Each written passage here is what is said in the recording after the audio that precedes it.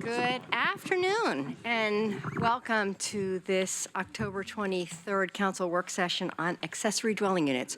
I'm just gonna, I'm gonna turn this over to staff in a minute, but I just want to go through a few process pieces here on the sequence. So we're back looking at specific changes in the ordinance based on the remand from LUBA.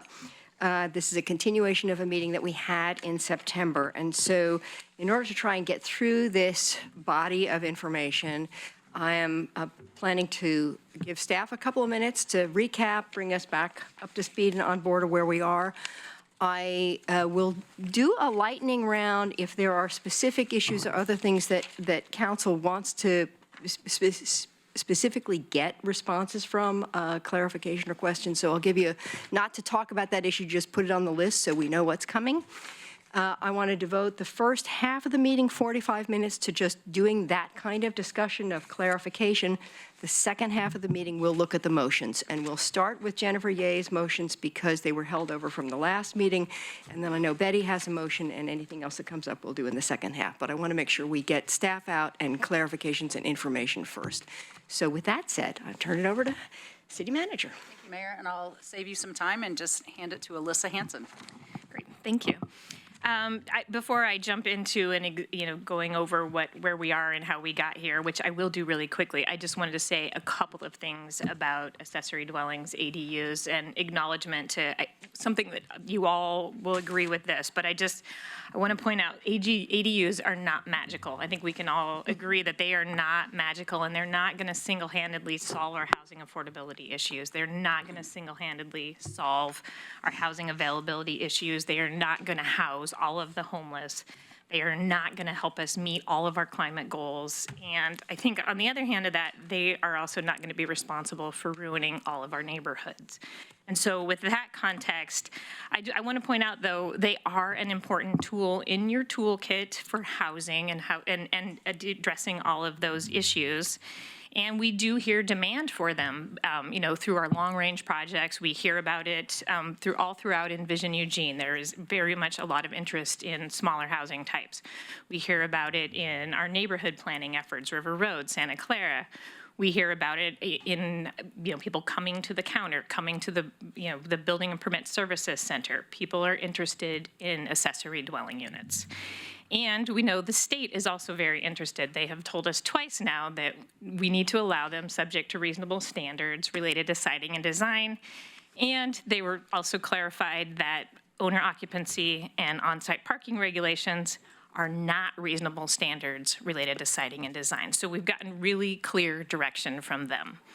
That being said, I think we can also all recognize that owner occupancy and parking have been, for ADUs, very strongly held values by many community members. That was really apparent in the 2014 process. There was, that wasn't one of the things that was changed. In fact, owner occupancy got tightened up, parking got tightened up as part of those code amendments in 2014. So I think there's probably some grieving happening that the state has come and said, you need to eliminate those requirements. And so I know that that is hard for some of you, maybe all of you. It's hard for community members, and that is understandable. But I think the state has also been really clear what the direction is on that. And I do want to point out that what's before you doesn't eliminate all of the standards for ADUs. There are still a number of standards that at this point you're not touching that are related to siting and design and that are considered reasonable. Whether those are building size, building height, setbacks, those are all still remaining, those that you went through and adopted in 2014, which will limit the height, limit the setbacks, limit the impacts. So now, with that said, I want to just jump in really quick. So if you remember last year, like in July, I believe it was, you adopted an ordinance to address Senate Bill 1051, and then that was unfortunately remanded. And then in February, we came back to you for direction on how you wanted to handle the standards that were raised in that appeal, and whether, you gave us tentative direction on whether or not you thought those were reasonable standards related to siting and design. And so that an ordinance was prepared based on that tentative feedback. And that was subject to your May 20th public hearing, where you did hear from several dozen folks, both in support of that ordinance. There were folks who wanted you to do more, and there were folks who thought you should do less.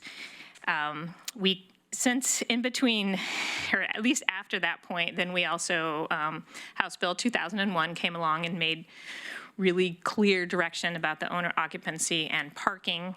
And we also received a decision from the Land Use Board of Appeals related to owner occupancy, and that we can no longer count on that. And in fact, we're no longer able to enforce the owner occupancy requirements today. Again, you had a public work session, or a work session on September 16th, and no decision was made there. I will say, there was a motion related to incentives and accessory dwellings, and we do have staff with community development who is working on providing that information to you, and that will come back in a separate work session, separate from this, but I wanted you to know that that is moving forward. Since that September 16th work session, you also had folks who came to the next public forum. I think there were about 10 people who came to the next public forum. And at that time, they spoke in favor of either adopting the ordinance or actually adopting it and removing more barriers.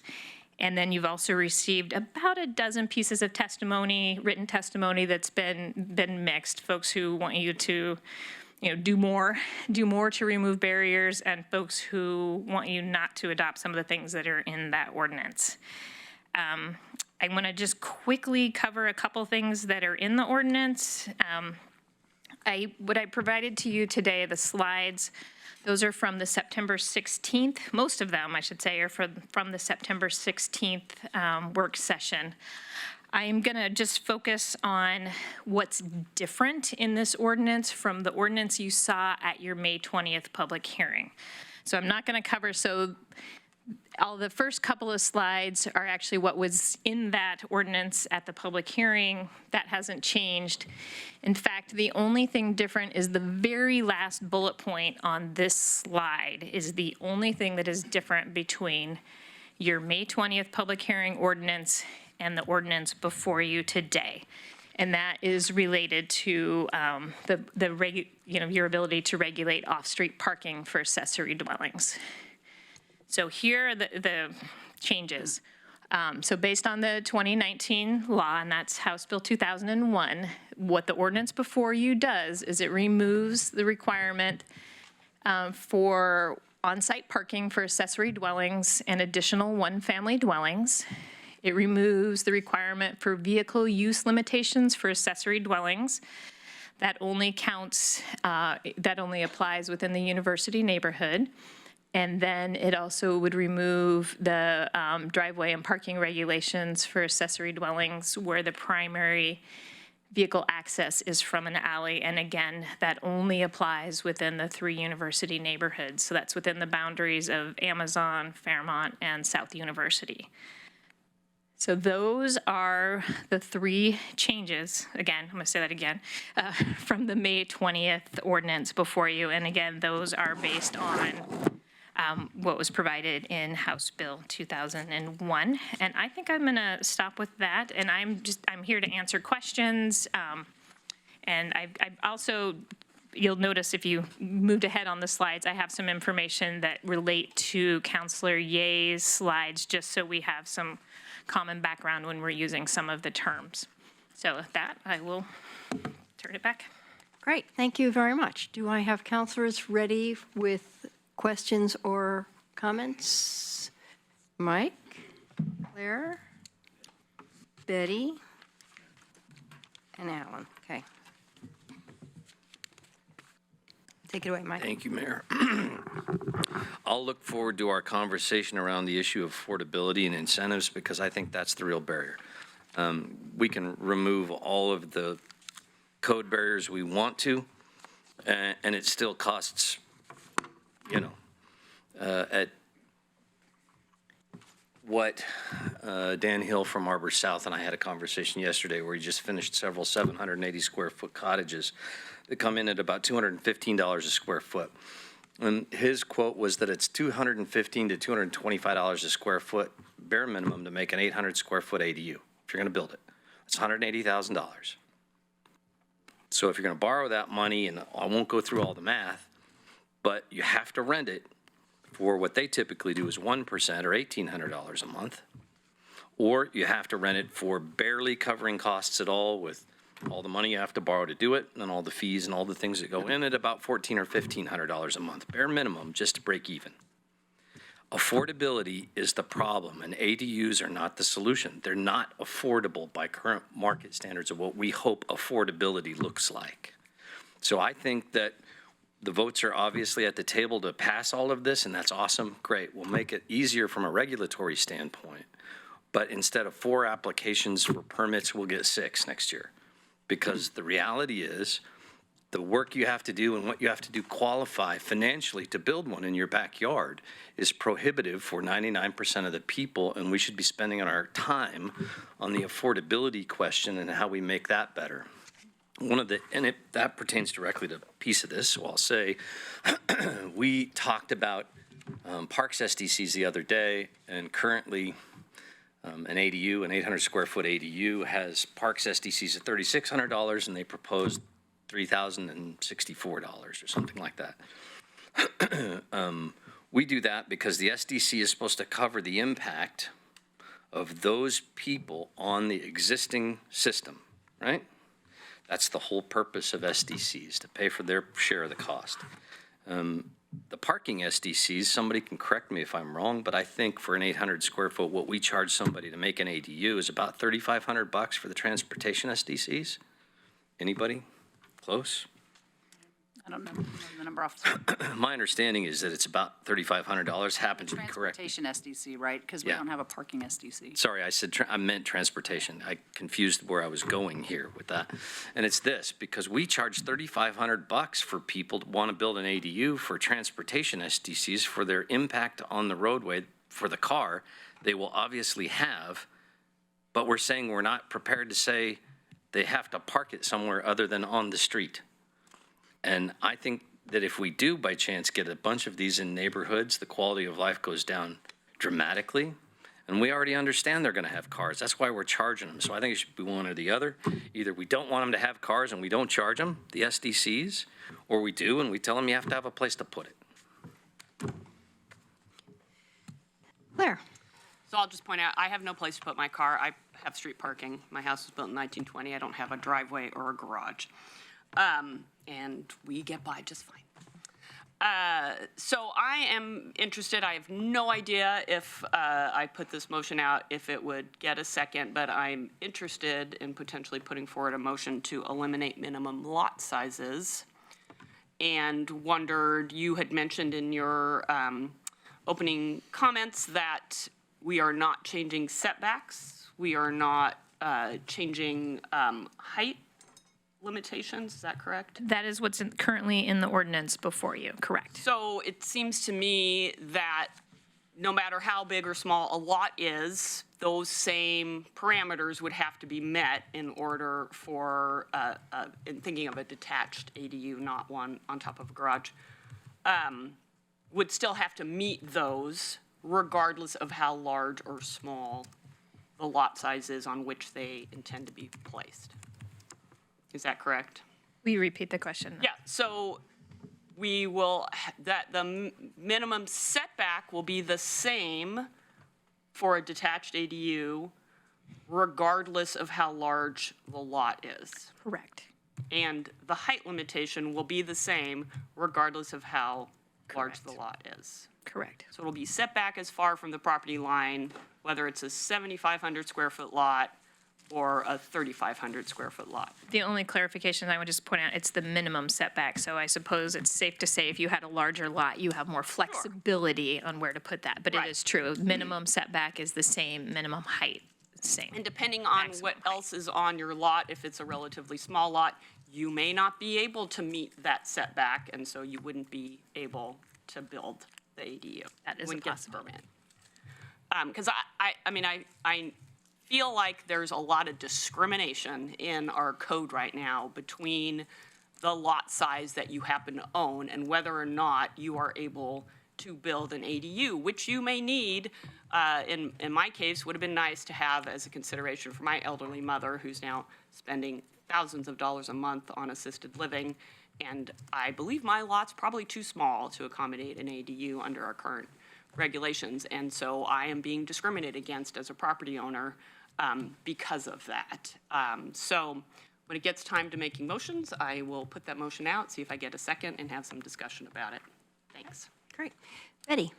Okay, first, our government was started by people rebelling against an unjust government. And I think we have a state which is unjust by preempting local authority. And I think that we should cooperate with other communities who are upset and would like to rebel also, and refuse to give in to these regulations that the state has imposed on us. It is our job to work for the citizens of our community.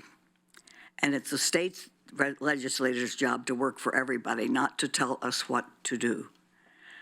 That is, if there are things that we can't do for ourselves, like take care of mentally ill people who are on the streets and who don't necessarily come from here, that's the state should be thinking.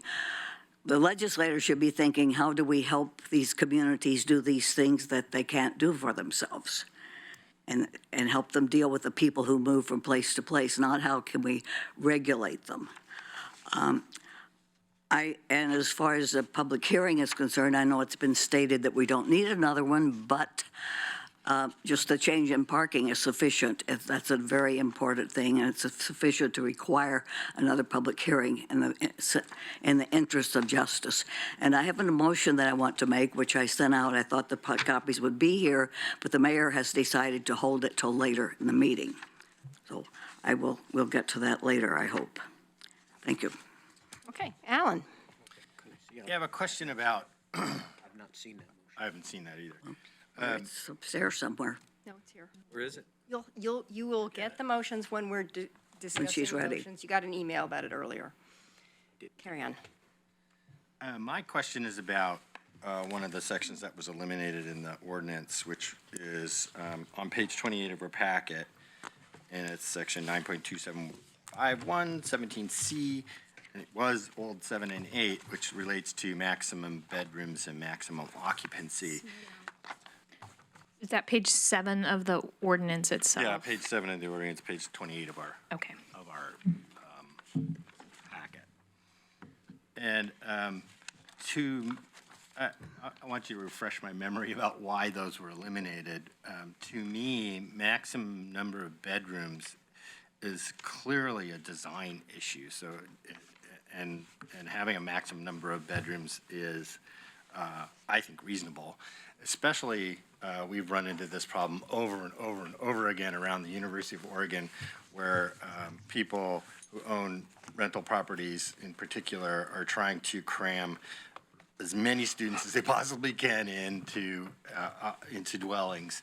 And so we used to have a 5-bedroom maximum, and maybe you can refresh about that and how that, and then that relates to, if this goes away, how does that relate to 5 unrelated people in one dwelling, and how that relates to the second ADU, and how it relates to the density requirement, which is still in place, which is 14.28.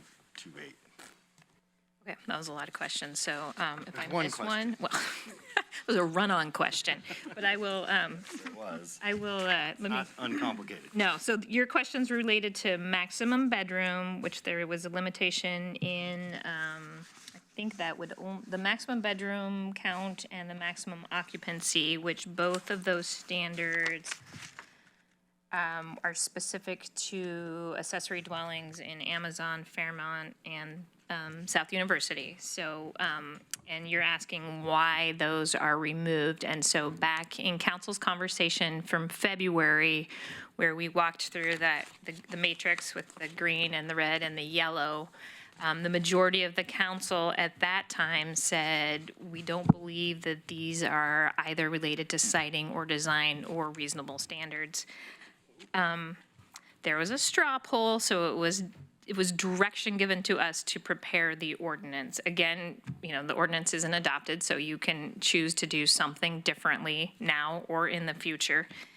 And we did have, and I'm trying to pull through here if to see if we captured that conversation. I believe that there are findings attached to this to describe how they are either not related to siding or not related to design, and that would be the reason they were removed. And Emily, do you have a Right, we comment? didn't have included findings about how they are not Okay. related to those things, but we did provide alternative findings that contain our best argument as to how they are, so that if the council did choose to add these restrictions back in to the ordinance, we have findings to do that. And And that was on page the 66 of our findings packet. on 66, thank you. And Yeah, The they're, straw poll on those was a 4-3 to show it removed for the citizens' consideration at the hearing. and how does that relate to 5 unrelated people Five unrelated. and also the maximum density? For right, so it doesn't have any implication on density, because density is only based on units, not on bedrooms or people.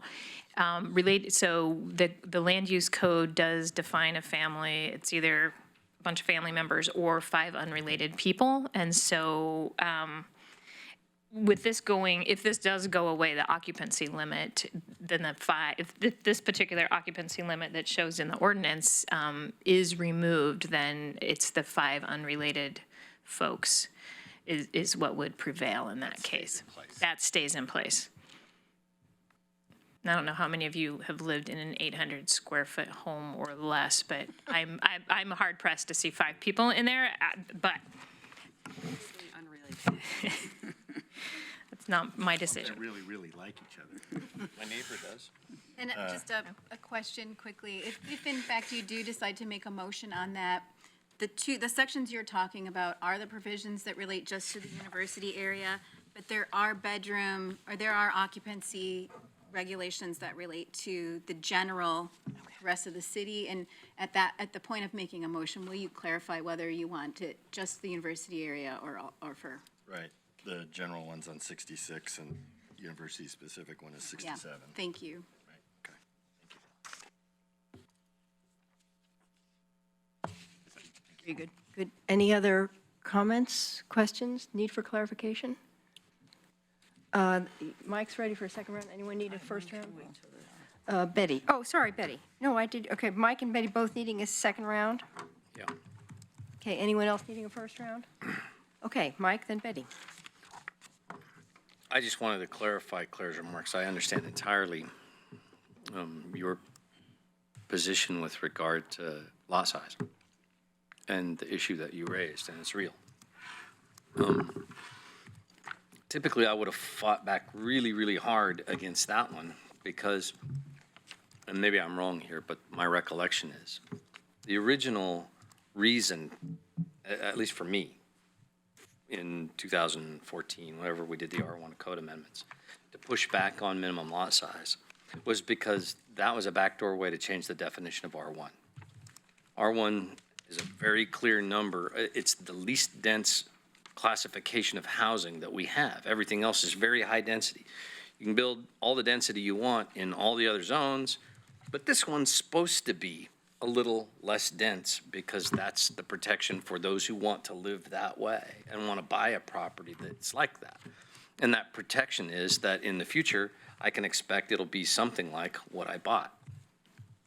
And by shrinking minimum lot size, it's a backdoor way of changing that maximum number of units per square acre that you can build in a low-density area, because it comes in with a lot more units per acre than our current limitation. And if we want to change what we call density in our community, then we should just do it.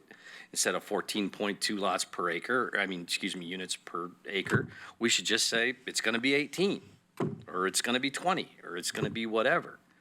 But when we change minimum lot size, that's what we're doing. And the only reason I'm not fighting it so hard is because I think House Bill 2001 kind of already did that. and blew it apart already and changed what R1 is for everybody.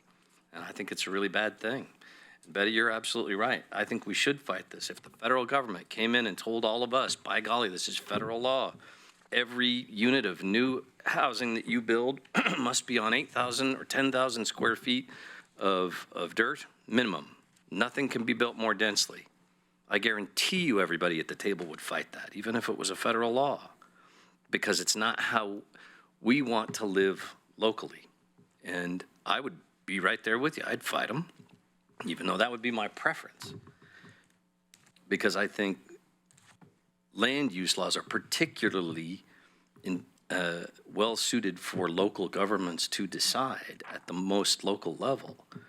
And I think the state's wrong here, and I think we should be pushing back, and Betty's right. Thank you. Okay, Betty? Okay, I hope we will push back. Another problem I have is with the changing the meaning of accessory. It reminds me of 1984, the double speak. You say accessory, it's not accessory. And it is if it's just beside the house, and the explanation we have is it's accessory to the house. That is ridiculous, I think. I think if it's an accessory dwelling, it should be one that's connected to the main house, which does require owner occupancy. And this is something that is really important. Also, we all know about the importance of protecting our watershed. We also have an airshed. And if you get things too dense among the hills, it does something to the quality of the air that we breathe. And that's something we should be considering also. And then the fact that, as Mike has referred to, people deserve to be able to trust their government that the neighborhood, that the zoning they moved into is the zoning they will continue to live in. Instead of suddenly, I remember hearing about some governments where they make people take 2 other families into their house or something. There are some things we should resist. And I hope that we will resist, that we will have the stamina, the guts to resist. Thank you. Okay, any other questions or clarifications? We're ready to move into motions. So Not mine. can we have copies of all the motions, please? Release it. Release it. Thanks.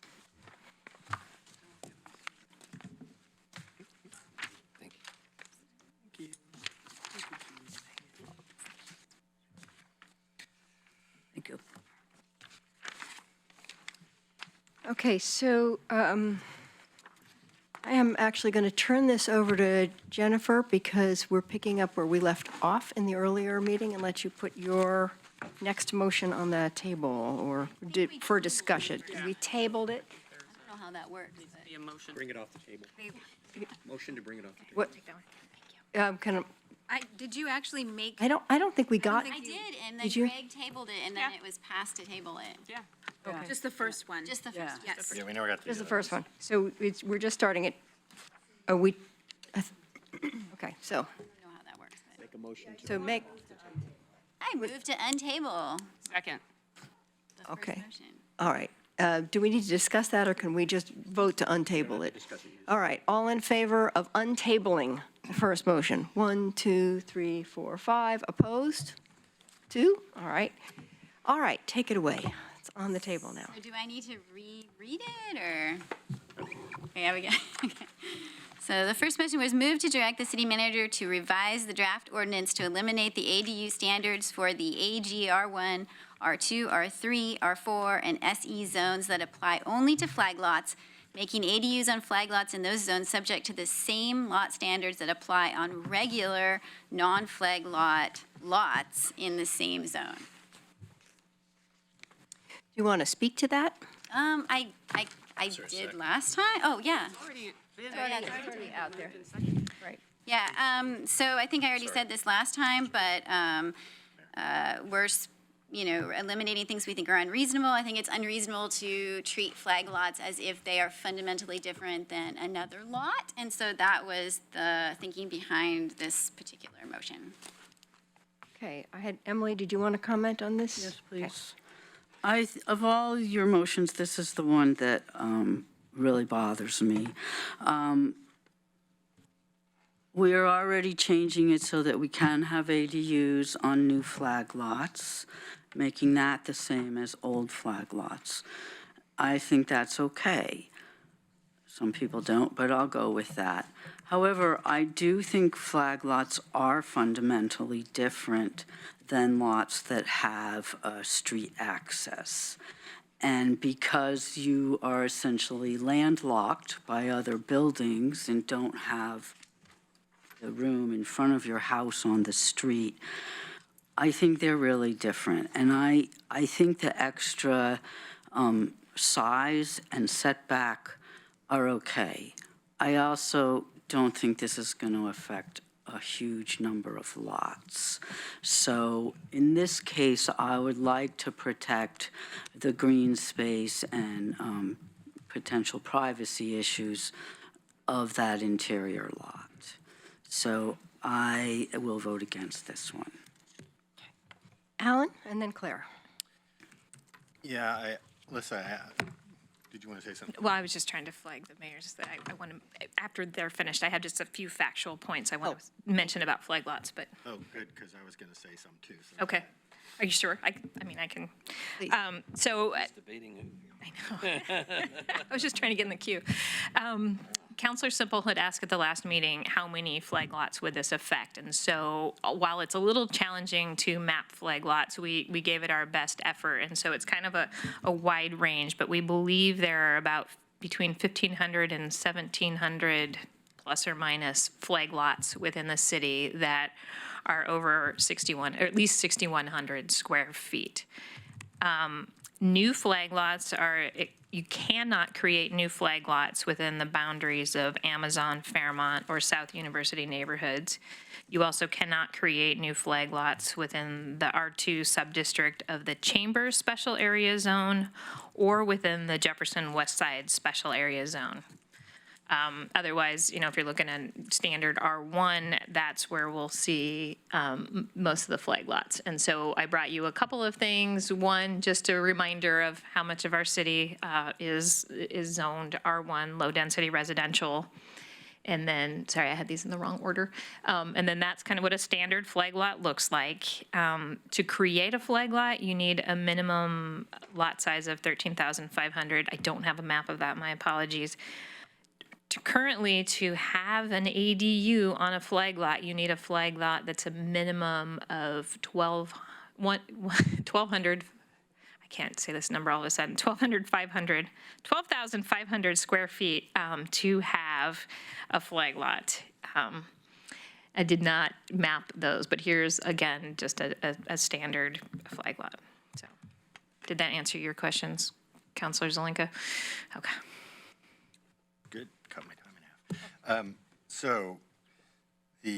So with a minimum of 12,500 square feet to develop for a flag lot, that's for a new flag lot. Well, so you need 13,500 square feet if you're going to create a new flag lot. So you need to start with that, and then a flag lot itself has to be a minimum of 6,000 square feet, not including the pole.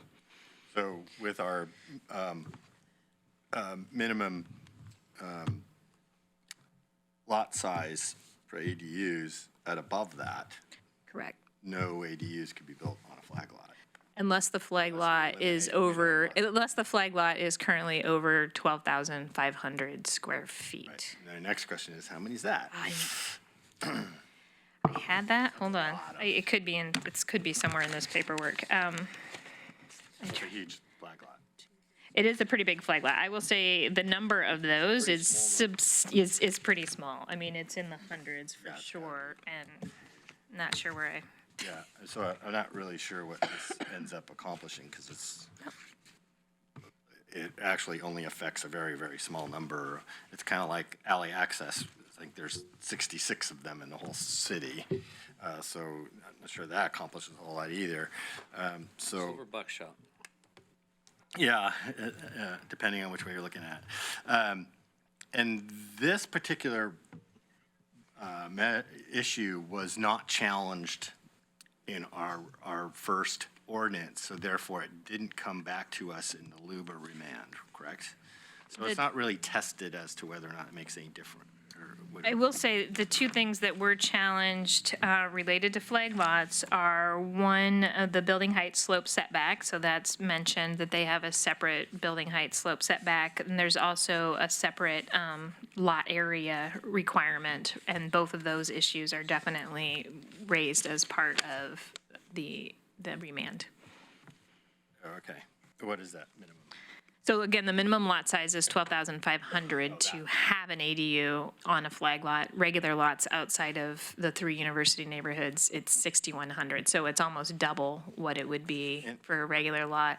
And if we were to approve Councilor Syret's motion of eliminating minimum lot sizes, then any ADU could, any flag lot could have an ADU. When currently. As long as it meets, I think so. And just in a matter of scale, so 1,500 flag lots and maybe 100 that are big enough, how many lots are there? 10, 100? You know, I grabbed a lot of stats. I just That don't. wasn't one of them? I should've- No, I know, well, I do know, here we go. This is from, this is recent. So this is the number of lots that are 6,100 square feet or greater within the city limits. Outside of the other 3 neighborhoods is 3,200. So let's just say there's 3,300, we'll round up. 33,000.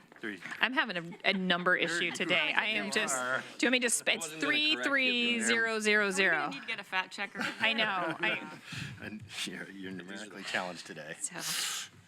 Listen, I brought my calculator because usually you make me do like Math. Yes, so. So, okay, so, thanks. I'm not sure this accomplishes a whole lot, and I think it just makes things more complicated, so I probably won't. Claire? Thank you. So, we abruptly took away the rights of these property owners who own flag lots when we passed our 2014 code amendments. And whether it's a large number or a small number, it might make a difference, it might not make a difference. I think they are entitled to have the same rules applied to them as any other shaped lot that might exist in our community. And I actually don't really get the rationale for carving them out. The original rationale was to limit as much as possible all across the city whether or not an ADU could be built. That was the original intent, in my mind, of the 2014 code amendments. And so I've made my position clear. I'm supporting taking as many of the limitations away as possible, so I'm going to support Councilor Ye's motion. Betty and then Mike. Okay. I live next to a flag lot. It was very good for the tree sales people because they were able to build a house that was taller than every house in the neighborhood. And there were a lot of Leland, there's a kind of tree that grows very fast, and a lot of those were sold in a hurry because of that. It costs people a lot of money to get back some of their privacy all around. But I think this is illogical. My motion is to postpone, and it's illogical to deal with details before we deal with that one. Also, when we do get to, if we do details, we should go through every one of those one at a time, every change that's proposed. And that would be another motion I would make if we don't pass a motion to postpone. Thank you. Okay, Mike? Yeah, I want to give my friend Claire the benefit of the doubt that she didn't mean that last statement exactly as it come across. But as the maker of that motion in 2014, I can assure you that my intention was not to limit ADUs in the way that you just suggested. The reason I made that motion was because it was my opinion that the staff's presentation of the changes to R1 were a radical departure from what the rights of property owners previously were, and that those would alter them in a way that would harm the quality of life in our community. It was not to limit ADUs. So I don't want that hanging out there as if the 2014 code amendment stuff that was done in order to protect quality of life was done in some way to try and limit the ability of what people have to do. They had the ability, as they currently do, in 85% of the lots in our community, to build an ADU right now. And the reason they don't has nothing to do with code requirements and everything to do with affordability. So I just wanted to make that clear. Chris? Yeah, well, I was here in 2014, and my impression is that the line between protect and eliminate is a relatively thin one. And that I think that you can say, well, we're trying to protect the livability of the neighborhood and protect property rights. But in this case, it's property rights just tell other people what they can do on their property, not on my property. And so it's really not about property rights. It's about controlling what other people can do. And the sense I had was that the amendments were made, and we talked about this at the time, was going to cut a lot of people, hundreds of people, out of the ability to develop on their property. Flag lots, whatever. Willie Mims came to us at a meeting, said, I've been expecting for 20 years to be able to build on my property, and now you've just passed these code amendments that cut me out of the loop. And everybody went, oh, gee, I'm really sorry. We didn't mean to do that. Yes, we did. That's exactly what we meant to do. And so I think when we talk about protection, I think that's a great thing to talk about, but protection easily crosses the line to eliminating, figuring out ways to keep development out of neighborhoods in the guise of protecting them. And I think what we need to figure out is how to make sure that we can have as much livability as we can. I am not interested in destroying livability, but I'm also recognizing that things are changing and that we need to be able to accommodate a growing population in accordance with Senate Bill 100. And that is a delicate balance, but I think there is a way to do it, and just eliminating is really not the effective solution. So I think we need to be thoughtful about this and figure out a way that we can accommodate increased density in a way that does preserve livability, but not to move heaven and earth to try to eliminate the ability for people to grow into neighborhoods. I have Betty with a third round, but I just wanted to jump in for a second and make two comments. And one is that you do have a climate recovery ordinance, and it is calling upon you to find ways to live within urban growth boundary and to, make the neighborhoods, allow more people to live in those neighborhoods so people are able to walk and bike and ride buses, and we're not pushing our urban growth boundary out. So this, looking at flag lots is actually a really pretty important part of infill and how we can do that.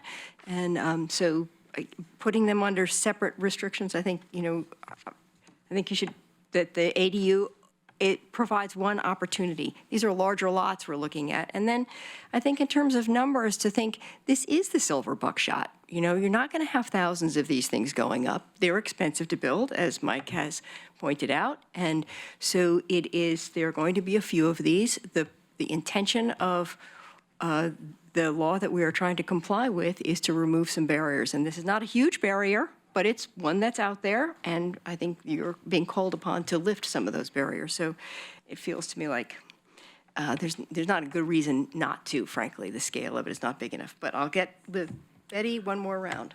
I wanted to just reply to what Chris said. I also was here in 2014, and I remember it the same way Mike does.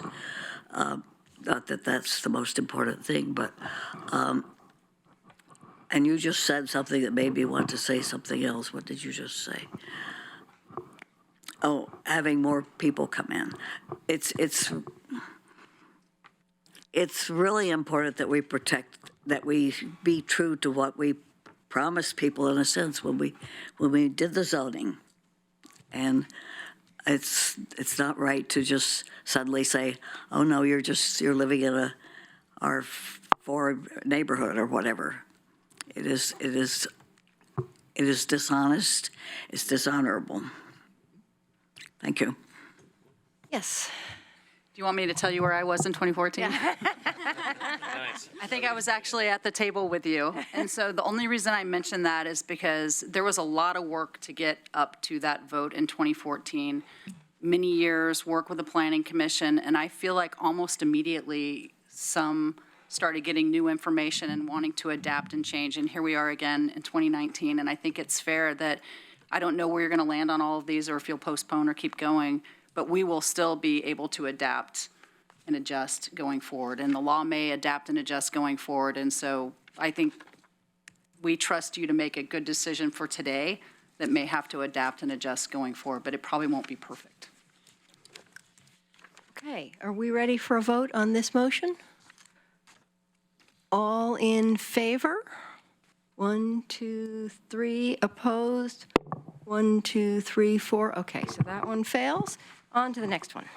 Thank you. All right, number 2. Move to direct the city manager to revise the draft ordinance to allow ADUs on alley access lots in the R1, R2, R3, and R4 zones, subject to the same ADU standards that apply on regular street access lots in the same zone. And I think, and what's up? Thank you very much. We have our little Second. diagram. Oh, sorry. Thank you, Claire. Our diagram. Just real quickly, like I mentioned in flag lots, I think if something is unreasonable, it doesn't matter how many people it affects. Unreasonable is unreasonable.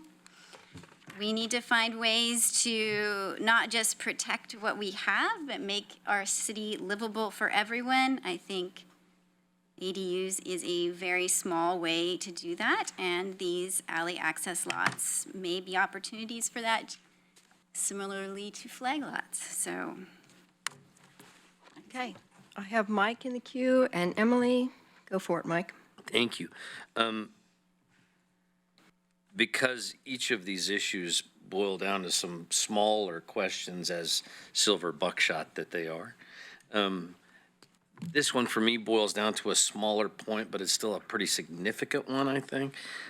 As somebody who represents part of Santa Clara and parts of North Eugene where there are still unimproved roads, much like in other parts of the community, I have said 100 times I am not in favor of us annexing any new roads into the city unless we have a plan to bring them to a current city standard. Because our backlog of unimproved roads and the maintenance that's required is getting almost to the point where it's as big as the improved roads, because we've done such a good job of knocking that number down over time. But it's still a really big number. And we have no plan currently to fix unimproved roads in our community, those that aren't built to a city standard. And we have a whole city full of citizens that expect that they should be and don't understand why it is that the repair of those roads are in such sad shape, because we don't have the money to fix those up the way we do other streets. It is not reasonable to expect that if you build a house that fronts to an alley, that they won't look at the alley the same way that you and I look at our street that our house is on. It will see increased traffic. It will see increased wear. It will see the kind of expectation set amongst the people who live there as would any other road, only it's going to degrade by means of maintenance much, much faster, and it won't be the city's responsibility to fix it. So you're building in the process of doing this bad expectations and an inability to fix a problem that a bunch of people are going to have. And not to mention the fact that we're not dealing adequately with the fact that those folks are going to have cars, and how we deal with that and its traffic along alleyways is a series of questions that don't make this, in my mind, a good idea in terms of livability. Emily. Thank you. So to have an ADU, an alley lot still has to be 61,000 feet. Based on the current lots. I'm gonna make it Yeah, big. I know, listen. That's contagious, I'm sorry. Has to be a block. It needs, yeah, in order to, the minimum lot standards for an ADU are currently 6,100. So based on that, if an alley access was allowed to have an ADU, the lot would need to be minimum of 6,100 square feet. Who is responsible for maintaining the alleys? Is it the property owners? I don't have an answer for that. Because my understanding is that it is just like the sidewalks and the curbs.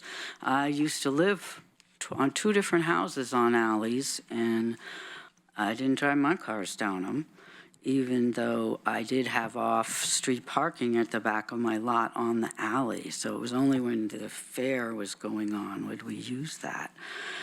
So if we're not going to turn the alleys into streets and they're the way they are now, and if we don't have off-street parking for the alley lots, then if I deign to have a car, I have to park on the street and then walk down the alley to my ADU, which will have a sidewalk from the alley to my house, but I can't really get from the street to my sidewalk very easily. So that's a concern of mine. I was okay with this because the lots would be the same size, but without the parking, which we can't do, I have a concern about access to your house. What if you're in a wheelchair? Now you can't get home. So because of not the size, but we're not going to build the alleys right. People are going to bottom out. We'll have more people using the alleys. They'll deteriorate faster. And if I live in this house and become semi-paralyzed, I can't get home. So that's my problem with this one. Okay, Alan. Yeah, I want to move forward some context for all of my actions today on my votes and motions, and that is twofold. One is that ADUs, as Alyssa said at the beginning, is not going to be the panacea for any of this stuff. We are spending an enormous amount of effort, time, and emotional capital on this issue, when the reality is it isn't going to move the dial on affordable housing. You won't even notice it. Having said, and it won't move help us much on the affordable housing crisis. So this is kind of much to do about nothing. But on the other hand, if it's right next to you or you own this lot, the details are very important. And individual cases, it's very important for us to be clear about this, and also the impacts on little micro parts of our neighborhood. So in that case, in that sense, it's important to go through this stuff, but it's not going to raise to the level of really moving the dial on affordable housing crisis. And the other part of it is HB 2001 is a cookie cutter process. It treated every single neighborhood in the state exactly the same, when the impacts of these different changes are going to be very disparate. And the impacts that are going to occur around the university area that I represent are going to be dramatically different than other parts of the city. They might be good for other parts of the city, but in the area around the university, I think what we're going to see is exactly the opposite of what 2001 is supposed to do, which is supposed to create more affordable housing.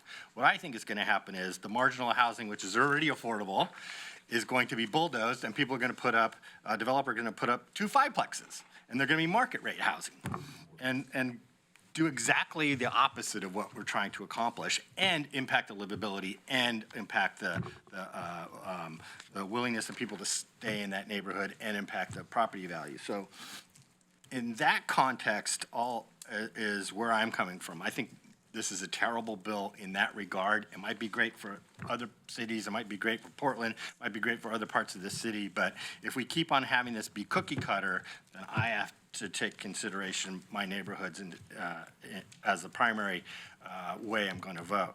So in all of those cases, and this is, how many alley access lots are there? 66? I'm not going to make you do math. No, I put my calculator away. Yes, there are approximately 66 Yeah, so this is- existing alley access lots. And most of them probably are in my ward, because we have the most alleys. So, Gotcha. so in that case, I won't support this either. Okay, I have Jennifer, then Betty, then Claire. I already got, Okay. I mean, I want to be on the list, but I already have You got one. Okay, so I'll put you good. So Betty, then to be fair. Claire. Claire gets first. Am I next? Betty hasn't been up yet, and Claire hasn't been up yet. It is not just the university neighborhood. All over the city, houses that are more affordable than others, houses that middle-income people could afford to buy, will be in danger of being bought by developers who can build 2 or 3 residences and make a lot more money and destroy the ability of people of moderate income to buy houses or to rent houses. It's not just the university at all. There are houses like the ones where people were worried near to the east of Willamette Street, where people were worried. And I heard that some people have already bought houses just with the idea of splitting the lot and then therefore taking it off the market for someone who might have been able to barely afford it. Thank you. Okay, Claire. So I have a question. Don't people who reside in alley access lots already have to drive their vehicle down the alley if they have a parking spot attached to that piece of property? If they are required to have a parking space on site, correct? So the same issue would be in place for the ADU unless they didn't provide a parking space? Correct.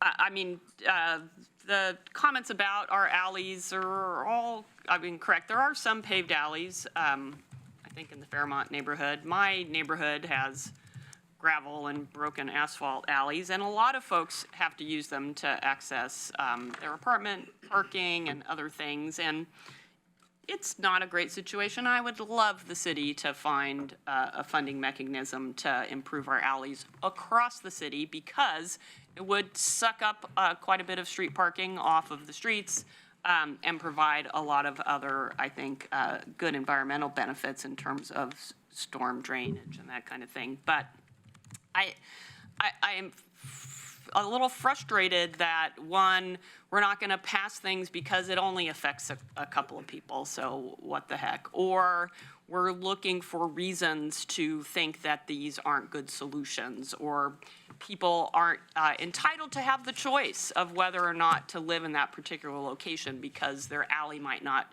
be improved. So, I fear that the way this work session is headed, that we will be in violation of House Bill 2000. And I'm also frustrated that so far at this table, Councilor Taylor has chosen to imply that those of us who don't agree with her positions are dishonorable, dishonest, and gutless. And I actually am rather offended and object to those characterizations. So I hope we can elevate the level of discussion at the table, stick to the issues. I do appreciate those of us who have been trying to do that. I also fear that, no matter where these votes go, we're going to be flaunting a directive from the state legislature, whether we agreed with it or not. It is what's out there. And I'm disappointed and discouraged with this work session. Jennifer, then Emily. Thank you. I actually think Alan brought up a good point, trying to, talk a little bit about his overall vision, because while this is a very small issue and there, like you mentioned, it's not going to be the cure-all and it's not going to be the curse of our city, I think the reason we're having so much trouble with it is because we're showing our commitment to an overarching policy on livability and housing. We're making a statement with these ADUs about how we feel about bigger issues in our community, how this council feels about bigger issues of housing. And for me, I think it is reasonable, even if you are in a small group of folks, even if there are only 66 of you, you have a reasonable expectation to be able to do things that other people can also do because it's reasonable for them and it's reasonable for you. And I don't know how relevant the number of lots is to whether something is reasonable. And my personal overarching policy is that we need more housing of all types, no matter whether every single one is going to be affordable or not. People want more choices in our community, and we have people coming to our community, and they need to live somewhere. And like Claire said, having her mother live in the backyard, that's a great example of she may not care if it's expensive, right? Because that's not her overarching goal. And I do look forward to your conversation about incentives because that is very important, but these things are important as well. And I am also a little disheartened so far, and I hope that we can kind of keep our eye on that overarching policy. Okay, I have Chris for a first round, and then I'll get to Emily. Go for it. Thanks. I think Jennifer kind of expressed what I was thinking, is that you're absolutely right. ADUs, there's not a huge number of them, but I do think it's a symbolic discussion as much as it is about ADUs. We're kind of charting the course for where we are with regard to growth and development. And I do agree there are some questions that need to be asked and some things we need to be very, very thoughtful about. And Alan's point about this is what happens in my neighborhood, this is what I need to think about, I think is something. And the notion that House Bill 2001 was very big and very broad and very cookie cutter, I think is something we need to be thoughtful of. And I have been invited by LUBA to sit on the advisory committee to create rules for House Bill 2001. And within that committee is the opportunity to think about how we will take that general piece of legislation and implement it to the rules that are made. What can we put in place to help try to make it less of a cookie cutter and more of something that can be administered in a more effective way? So I am listening to every single thing that is said around this table, and I'm trying to take it thoughtfully in terms of what's the underlying thing that could perhaps help be solved through the rulemaking process. But at the same time, House Bill 2001 is now the law. And whatever efforts we make to try to repeal it are whatever efforts we make. But right now it's the law, and I would rather try to make the law that currently exists as applicable and as useful and as accommodating as possible, rather than to just keep trying to fight it and let whatever's going to happen to me, rather than be involved and try to help make it what it's going to be with me. Okay, Emily. Thank you. As we look at lot size in the future of all lots, how many more alley lots will we make? And if we make a lot of alley lots, then we're not talking about just 60 people. So there is no provision in the code currently to allow for the creation of new alley access lots in the R1 zone, unless you're going to go through a PUD, which I don't think anybody would do to create one lot.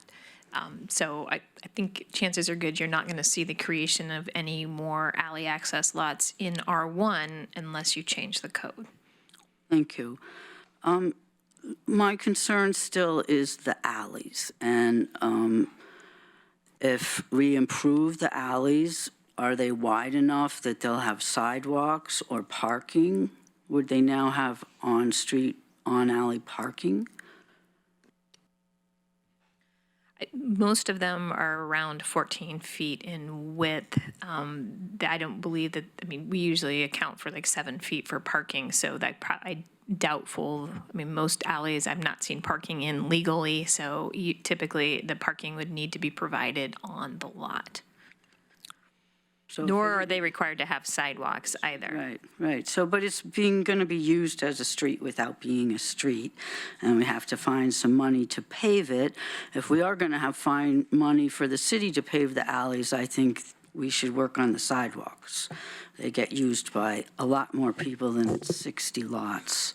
I'm not trying to stop this with these two motions.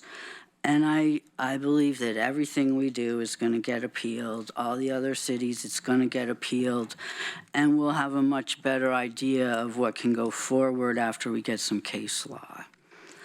I'm very concerned about Allen's ward and the university. I read that there's skyrocketing need for student housing, but with the enormous number of apartments and student housing we've recently built, I'm confused as to where these students are now and what's going to happen. I'm also protective of historical, when we're not very old to have an historical building, but what we could call, and they're not all falling apart, so I want to protect them. And then if we're going to be even all across the city, how do the CC&Rs get out of it? How do the PUDs get out of it? If we're going to talk about being fair, maybe we should relook at what ordinance affect those, because I don't think it's okay to say that if you have this prior protection, you don't have to obey these rules. But if you don't, then this applies to everybody, regardless of your special area zones. I know we'll get to that. And other protections. So I'm concerned about being fair.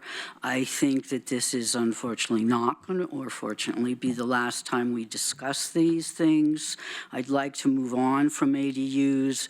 Our 2001 discussion is going to be enormous. And I think that we should immediately getting outreach in neighborhoods and people talking about what they want, because we said we were going to do part 2 immediately, and we haven't been able to. So let's look forward to 2001, get this one put aside or done. Okay, are we ready for a vote on this one? I just have one quick question. You said there's 66 alley access lots? There are approximately 66 alley access lots in the R1 zone. And are they in various neighborhoods? Are they spread throughout the city? Or They are in predominantly out? approximately Oh, that's 8 right, neighborhoods, so Whitaker, Fairmont, South University, Amazon, Southeast, Friendly, Far West, Jefferson, West Side. Right, so really, it's the older part of Right, town. it's where we really, have that's alleys. impacted by this. Okay, just Yeah. that clarification. All right, are we ready for a vote? All in favor? 1, 2, 3. Opposed? 1, 2, 3, 4. I'm sensing a pattern. Okay. All right, on to right. the next one.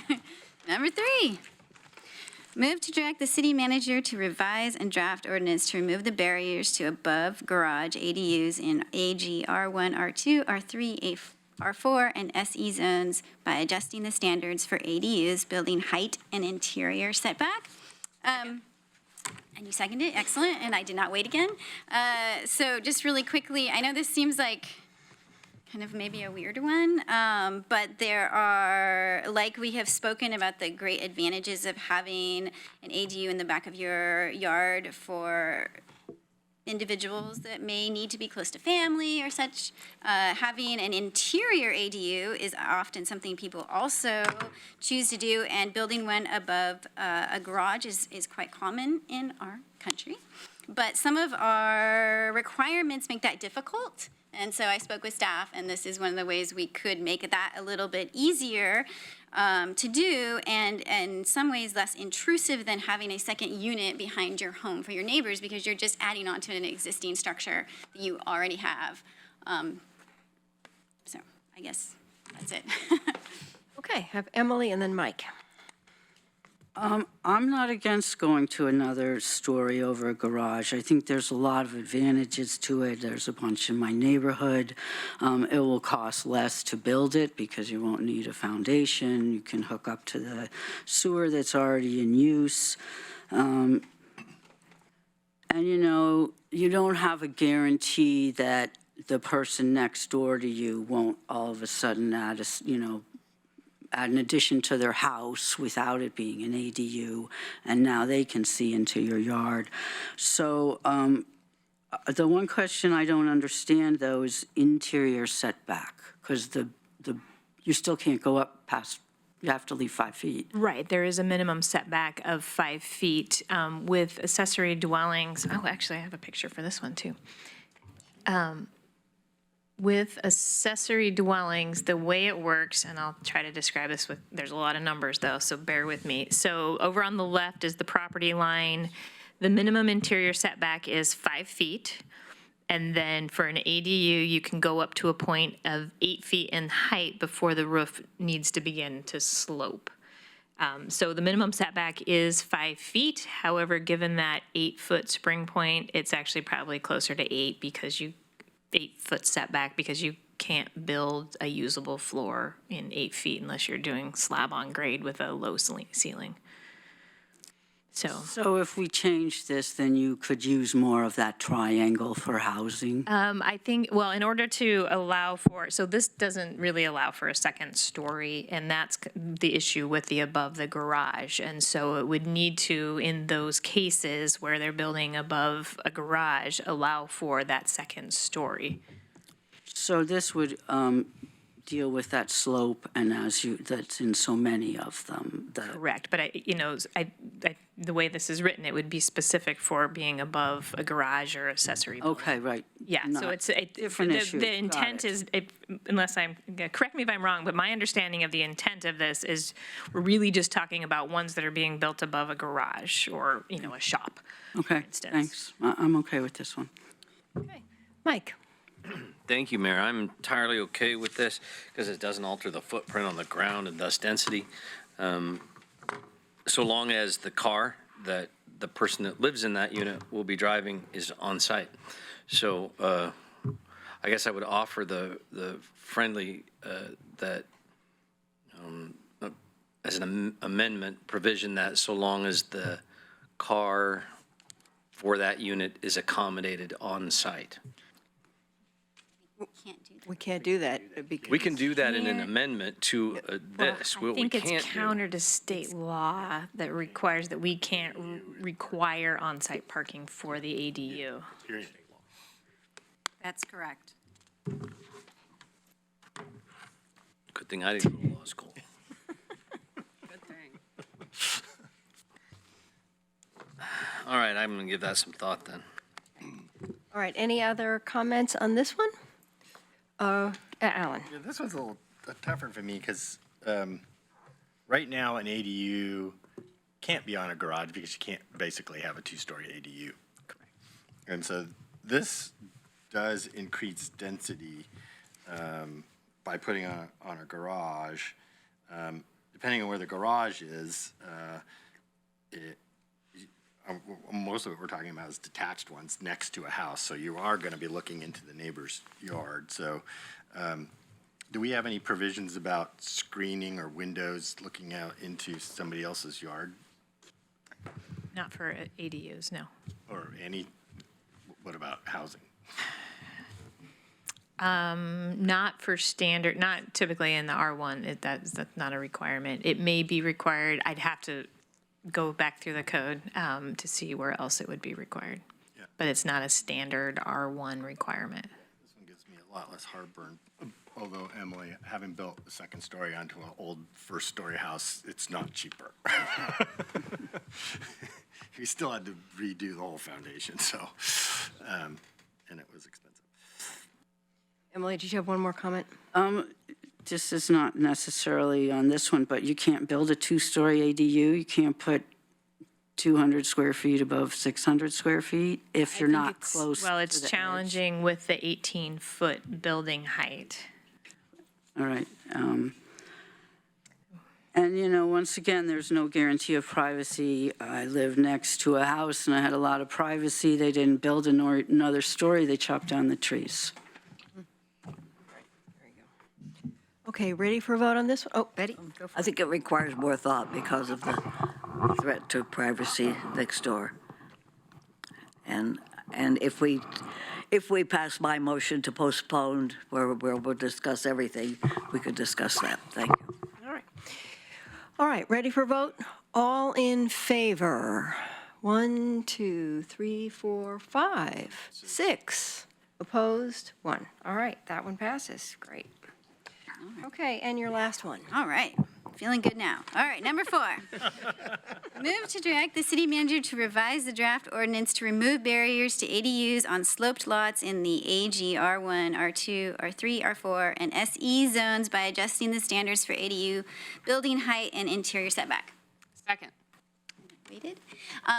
So this one, actually, I spoke with staff, and I wanted some ideas about ways that we could really remove barriers, things that were really making it hard for folks to build ADUs, and this was a suggestion that they had to look at. Do we have a slide for this one? Because it's a little complicated. Yeah, it is. I'm going to leave this one up just for a second because this shows what the standard is, and the standard is really works best on a perfectly flat lot. When you draw that same standard on a slope lot, you can see what happens to your house becomes kind of either underground or a lot smaller. Kind of becomes, miss some windows on that side, at any rate. And then, your other option would be then to put it on stilts, but then your building height, it really shrinks the footprint of where you can put that house on that particular lot. So we have had folks come to the Permit and Information Center with a sloped lot wanting to do an accessory dwelling, and once they, drew this plan up, realized that it's really just not something that they're able to do on those particular lots. Okay, I have Emily and then Mike in the queue. Oh, no, yeah, Emily and then Mike and Alan. I like this one. I think this deals with my on top of the garage problem. There's a lot of sloped lots in Eugene, a real lot of lots. And I think this would open up more to ADUs than the other ones. They're more expensive to build on than a flat lot, so that may preclude a huge number of them. I'm okay with this one. Okay, Mike? 2 questions. Number one, the picture shows a 20% slope. Is that the steepest allowable slope? No, it's not. What's the steepest allowable slope? In our normal R1 standards, there is not a prohibition on a steep slope. There are, I think you must be alluding to our needed housing provisions, which do prevent, grading on slopes greater than 20%, but that's in certain subdivisions.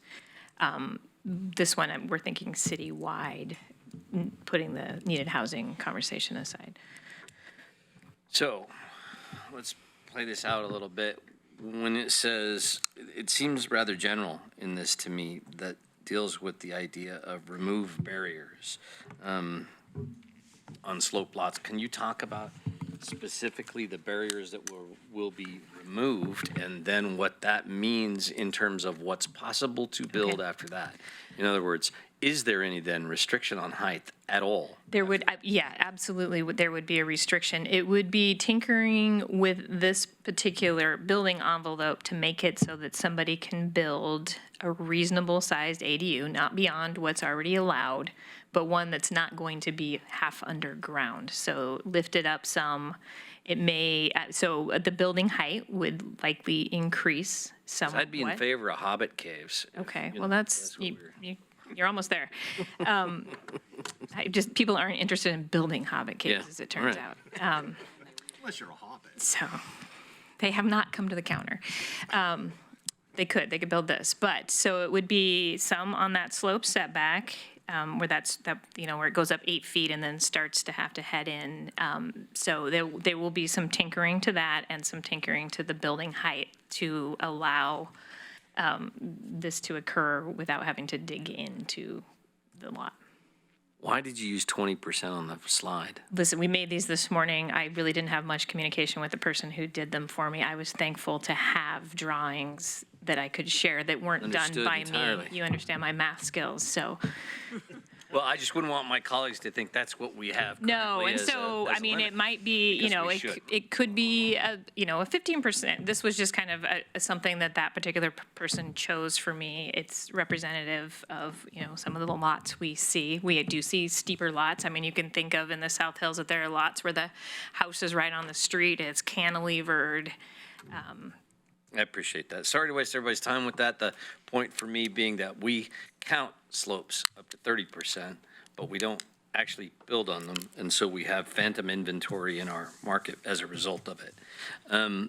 The issue for this is the same with me, only on the sloped streets that go with the sloped lots.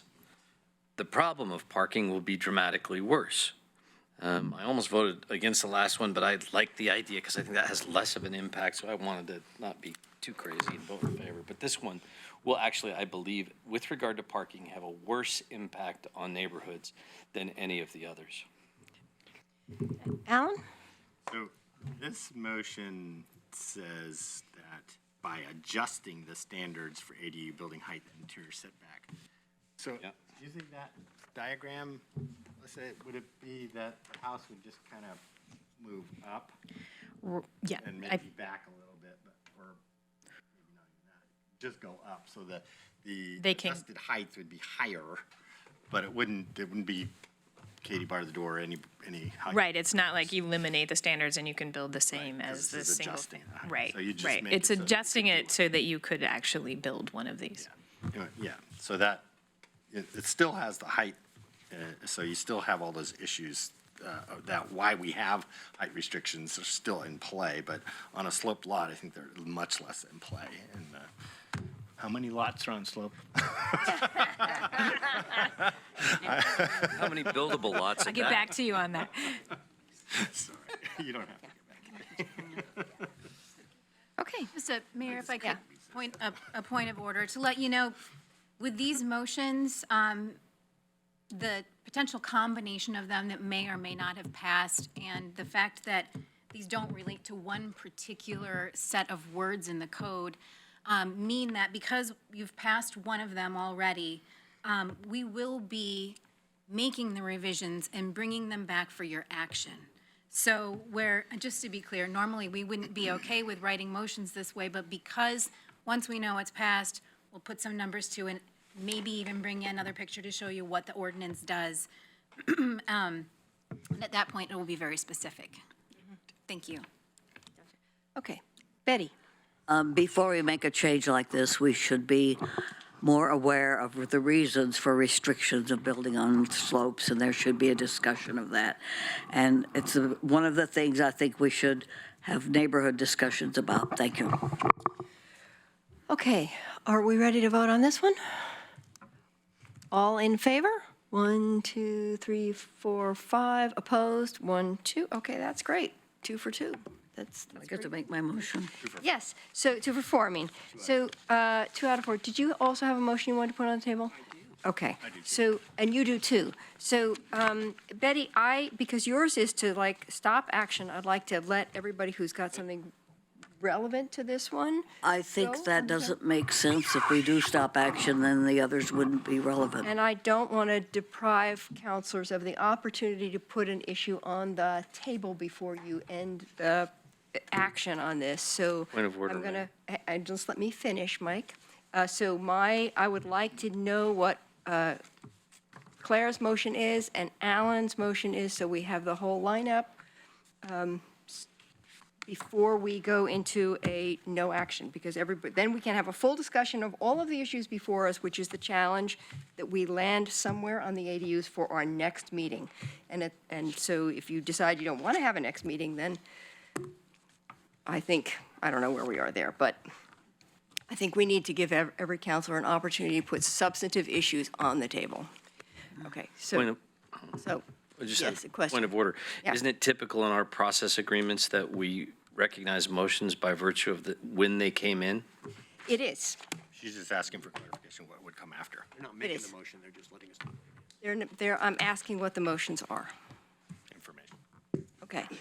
My motion, which the attorney helped give me some code language, would be to eliminate minimum lot sizes for ADUs, move to delete from the code 9.2751 17A1, 9.2751 17C1, and 9.2775 4B. Okay. And Alan, yours would be? Mine actually be two motions because they're separate topics slightly.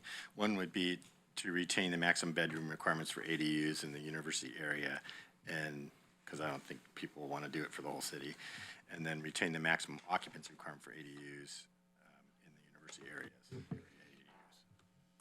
Okay. So that would be uncookie cuttering it. Uncookie cuttering it. Okay, so the challenge we have is the challenge we have is we have 5 minutes. We have 2 additional motions that clearly are going to require some conversation. And we have a motion that hasn't been put on the table yet that is no additional steps. So I just want a little clarification, Betty, about the intention behind your motion, because I would like us to be able to have substantive conversation. If in your motion, does that mean no further conversation about ADUs around this? May I read it? Let me just ask you, and then you can respond by reading and answering. I'm trying to figure out a process here, because I want to make sure that we get a chance to talk about substantive things, if not in this meeting, at the next meeting, and I want to be clear about the intent of your motion, whether that would prevent that next conversation from happening. You may talk as much as you wish. Go for it. Okay. I'm just looking for an answer from you. I move to postpone action on ADUs until the following steps have been taken. 1, every neighborhood organization has had the opportunity for a facilitated discussion of the proposed changes, including the implications for their neighborhood. And 2, another public hearing has been held. That's all. I'll second for discussion. Okay, so now you can speak to it. people, well, people do not know what is happening. And I think every neighborhood should have the chance, every neighborhood organization should have the chance to know what's being proposed as a change and what could happen in their neighborhood as a result. And when I say facilitated, I mean with staff there to give them information and answer questions. And they should be well advertised. And as for the public hearing, obviously, just the parking alone, that change is enough to, in my opinion, require another public hearing. And we took a long time to make the regulations that we have. We spent a lot of time, a lot of thought, a lot of neighborhood input, and there were reasons for all the regulations we have. And we need to know the reasons for changing and what the changes would mean. And there's nothing wrong with, I still think, as I said before, I think we should resist unjust preemption of local authority. But we need we represent all the people in Eugene, and we need to consider them and make sure that they are informed and they have a chance to give their opinions, their informed opinions. Thank you. Mike, and then Claire. Thank you, Mayor. I'm going to vote against this, even though I'm entirely in favor of the sentiment behind Betty's motion. And I think you may have stated it in a way where if you'd stated it different, I would agree with you about what you said, and it's that people don't understand the discussion we're having in ADUs. I think people have heard about ADUs until they're up to their eyeballs. Well, what's been said about ADUs in the news and everything else, but I do think you're right, that they don't understand how it affects them and their house. No. And the moment they do, if it's going to have an impact that they don't like, then they're screaming mad because they didn't have an understanding of how it's going to impact their life. And that's really what the crux of a lot of this stuff that we're talking about is that our community is changing quickly against the backdrop of expectations about what our life should be like.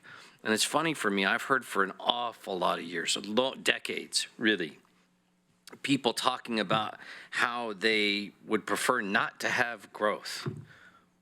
But it's surprising to me how many of them don't really clarify whether growth means within their neighborhood or the outside of the city. And so for a long time, we've played this game about pitting one against the other, and the old joke that the only thing people in South Eugene hate worse than sprawl is density.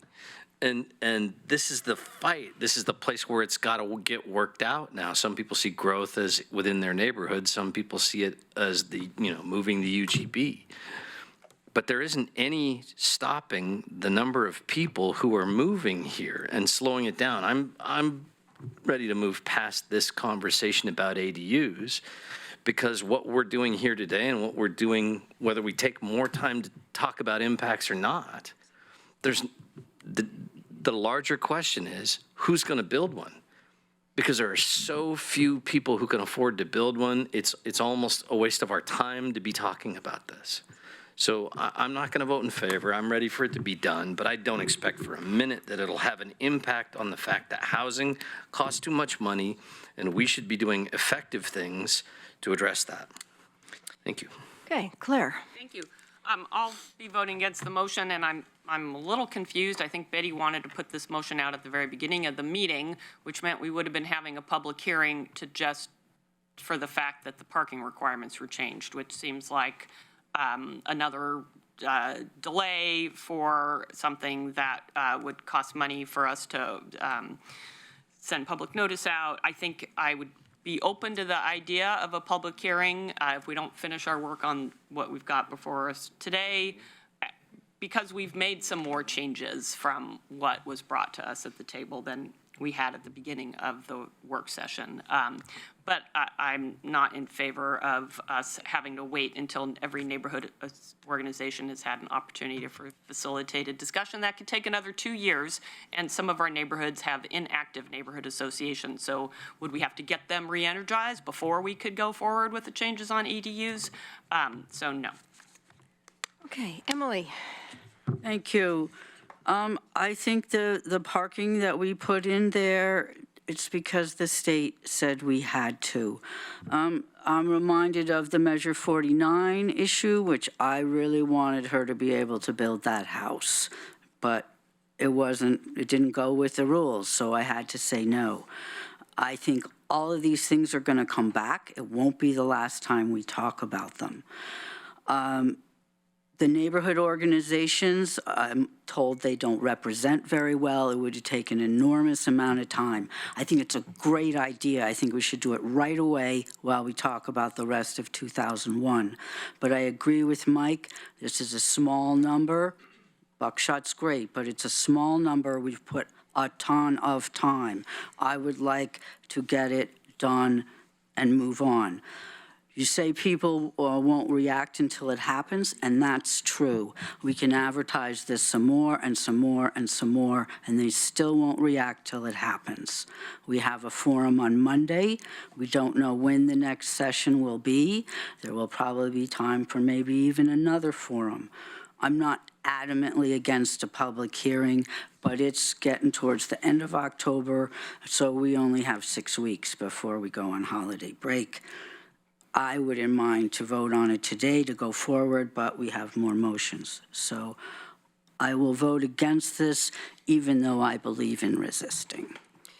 Chris? Thank you. Yeah, I'm agreeing with actually a lot of what has been said. I will vote against it because if I recall, the Envision Eugene process that occurred over many years included outreach to determine what people envisioned Eugene would be. And it was a long and it was a cumbersome process, and it got very confusing simply because of its size. But there's still elements to it that I think we can refer to. And I completely agree, we need to have greater engagement around the notion of what expectations are and what changes might occur. But I don't need to do it in this context. I think trying to talk about what the implications are for neighborhoods is very difficult. That's what Envision Eugene tried to do. And I think, as Emily rightfully pointed out, it's very speculative until you actually have a proposal on the table, which is a lesson we learned about South Willamette. It's okay, it's okay, it's okay, it's okay, and then you have a proposal and it's not okay. And so we need to figure out how to manage that particular aspect to it. I think public hearings are something that you have when you're required to have a public hearing. You don't just have them because you feel like it. You have a public hearing because you're either at a point in the process or the law says you need to have a public hearing. So I don't just use them just because I want to use them. So I think if our attorney says we have changed this significantly enough to warrant a public hearing, that's the advice I would go with. And I haven't heard you say that we've changed it to the point where it needs to have a public hearing. No, we put together a package intentionally that put forth all the issues, including alternative findings, to try to bring all these issues out. And I believe you have received testimony over this period of time about these particular issues, parking specifically. With the state law telling us we have to do it, I don't believe that there's anything clearly requiring another hearing under the law. Yeah. So I believe in the need for ongoing engagement around what our expectations are for growth in the community because, yeah, we're going to grow, and I would rather manage it than pretend it's not going to happen. And I think having the community assist us in deciding what that management looks like is important, but I don't need to do it in this way. I think there's other ways we can do it that would perhaps even be more helpful. So I will vote against this. Okay, Alan. Just as a matter of how are we going to move forward, because the motion that we had here moves this ordinance forward, but we still have to write some parts of it, so we probably won't be doing that. We'll probably be bringing this back again. What I'd like to do is, because we got clarity on Councilor Ye's more broad motions, we can prepare the text for those. The two remaining motions are clear enough that we can prepare text for those. We intend to draft up options that we can bring back at your next meeting on ADUs, assuming this motion doesn't pass. That would enable you to actually take action at the next motion, or at the next meeting. Great. So this will be brought back to us, and in the interim, we will have forums. So I don't think we need to have a specific another public hearing on this, and it doesn't change it substantially enough to require one. I think people are very engaged in this process, and the fact that we have forums, people can talk to us about what their feelings are on these different things, and they have, so I won't be supporting the motion. Do we need a motion to, No, I'm just going to wrap it up. I want to vote and. no, I mean, to extend? No, we're just going to keep going. I don't want to extend because I have an appointment in 7 minutes. So a comment from Betty and a comment from Mike, and then we're going to vote. If we're not going to postpone, we need to vote separately on every change that's being proposed, whether there's been a motion made or not. And you're cutting off, if not, you're cutting off the opportunity to object to some of those changes. That's No, we're producing a draft ordinance that is going to come back to you for discussion and deliberation, and there will be public forums in between. You will see that. I Mike? apologize, I'm a little confused on the question. The initial question that we're voting on right now is located where? Is Betty's motion that she Okay. read. Are we going to vote then on anything else beyond No. that? Okay? Okay. Not at Okay. today's meeting. Not at today's meeting. What you had said confused me a little bit about theirs come because I back. have substantial, Right. that's not coming back. Okay. We'll come back. In That'll come ordinance. to the next Okay. meeting in the draft. So all in favor of Betty's motion? One. Opposed? 1, 2, 3, 4, 5, 6. Okay, that is it. Thank you very much. We are adjourned. Declare the meeting a success because we spawned another meeting. Responded.